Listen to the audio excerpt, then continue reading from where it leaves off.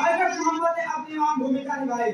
और 1857 की क्रांति में मंगल पांडे ने आजादी की ऐसी आग भड़काई कि मुल्क की भुजाएं भी अंग्रेजों को ललकारने के लिए भड़क उठी। तभी रानी लक्ष्मीबाई की तलवार भी इस वीर को मिटाने के लिए चमक उठी और नाना साहब ने इस युद्ध में अपना सब कुछ सुहा कर दिया।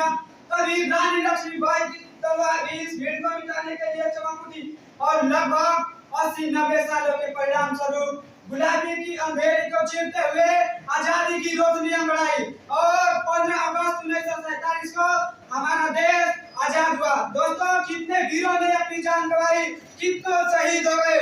तो दोस्तों, उन वीरों के लिए मैं कहूँगा कि आओ झुककर सलाम करें उन्हें जिनके हिस्से में ये मुकाम आता हो। आओ झुककर सलाम करें उन्हें जिनके हिस्से में ये मुकाम आता हो। किस कदर खुशनसीब है वे लोग, किस कदर खुशनसीब है वे लोग जिनके खून वतन के काम आता हो, वतन के काम आता हो।